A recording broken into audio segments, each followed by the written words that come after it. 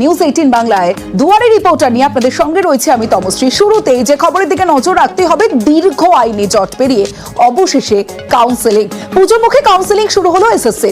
একের পর এক মামলায় উচ্চ প্রাথমিক নিয়োগের জট, হাইকোর্টের নির্দেশে অবশেষে প্রক্রিয়া শুরু করলো এসএসসি। সরাসরি চলে যাব, সোমরাজ বন্দ্যোপাধ্যায় রয়েছে আমার সঙ্গে, সোমরাজের সঙ্গে কথা বলবো। সোমরাজ, দীর্ঘ আইনি জট পেরিয়ে অবশেষে কাউন্সেলিং।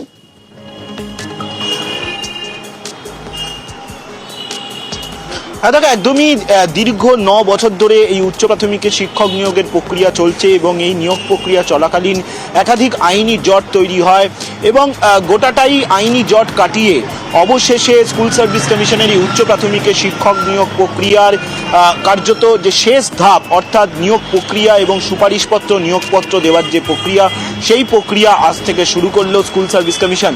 14,000-এরও বেশি শূন্যপদ রয়েছে এই উচ্চ প্রাথমিকের শিক্ষক নিয়োগ প্রক্রিয়ার ক্ষেত্রে এবং তার যে প্রথম পর্যায়ের যে সুপারিশপত্র দেওয়ার কাজ, তা আজ শুরু করলো এসএসসি। পুজোর আগে মূলত আজ ও আগামীকাল এই দুদিন প্রক্রিয়া চলবে এবং তারপর পুজো মিটে যাওয়ার পর অক্টোবর মাসের শেষ সপ্তাহে চলবে পরবর্তী পর্যায়ের সুপারিশপত্র ও নিয়োগপত্র দেওয়ার কাজ। স্কুল সার্ভিস কমিশন আজকে প্রথম ধাপে অর্থাৎ প্রথম দিনে সুপারিশপত্র দিল।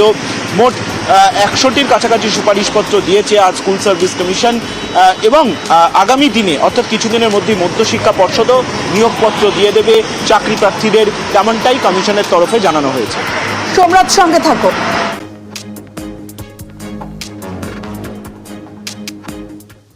আজকে তো সবে কাউন্সিলিং, এর আগে একটা কাউন্সিলিং হয়ে গেছে আমাদের।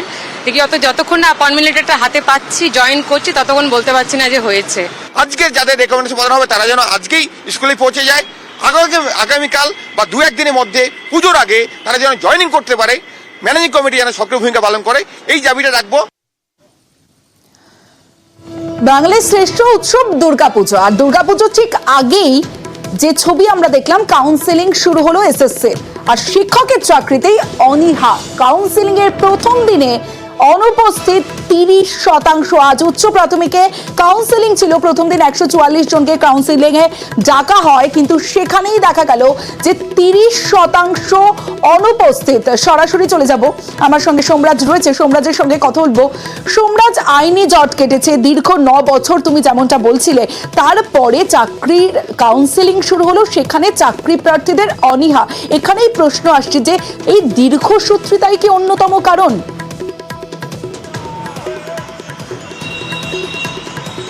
হ্যাঁ দেখো, একদমই দীর্ঘ 9 বছর ধরে এই এসএসসির এই উচ্চ প্রাথমিকের শিক্ষক নিয়োগের প্রক্রিয়া চলছে। আর সেই কারণেই বহু চাকরি প্রার্থী যারা এর অপেক্ষায় ছিলেন, কিন্তু যেহেতু একটা লম্বা সময় ধরে এই নিয়োগ প্রক্রিয়া চলছে, মনে করা হচ্ছে সেই কারণে অনেক চাকরি প্রার্থী এই চাকরি থেকে মুখ ফিরিয়ে নিলেন। তারা কাউন্সিলিংয়ে পর্যন্ত উপস্থিত থাকলেন না এবং এসএসসির ইতিহাসে সাম্প্রতিক সময় নজিরবিহীন যে 30% চাকরি প্রার্থী একদিনে উপস্থিত থাকলেন না। আজকে স্কুল সার্ভিস কমিশন 144 জন সফল চাকরি প্রার্থীকে কাউন্সিলিংয়ের জন্য ডাকে এবং এই যে 144 জন চাকরি প্রার্থী, তাদের মেধা তালিকায় নাম রয়েছে, তাদের তালিকা প্রকাশ হয়েছে, তাদেরকেই আজকে প্রথম দফায় কাউন্সিলিংয়ের জন্য ডাকা হয়। কিন্তু তারপর যেটা দেখা গেল যে 40 জনেরও বেশি চাকরি প্রার্থী তারা এসএসসির অফিসে এলেন না, অর্থাৎ তারা কাউন্সিলিংয়ে অংশ নিলেন না, অনুপস্থিত থাকলেন। আর এটাই একটা অন্যরকম কারণ ইঙ্গিত দিচ্ছে এসএসসির আধিকারিকদের কাছে।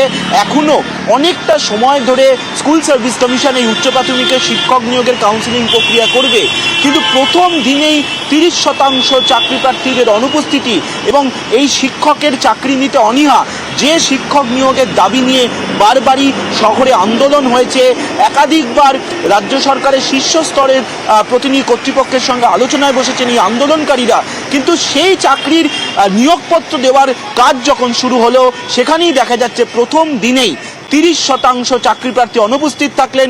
আগামীকালও কাউন্সিলিং আছে, আগামীকালকের পর ফের দুর্গাপুজো এবং লক্ষ্মী পুজো মিটলে আবার কাউন্সিলিং প্রক্রিয়া শুরু করবে এসএসসি। কিন্তু অবশ্যই আজকের এই পরিসংখ্যান অনেকটাই চিন্তার ভাঁজ তৈরি করলেও এসএসসির আধিকারিকদের কাছে। বেশ।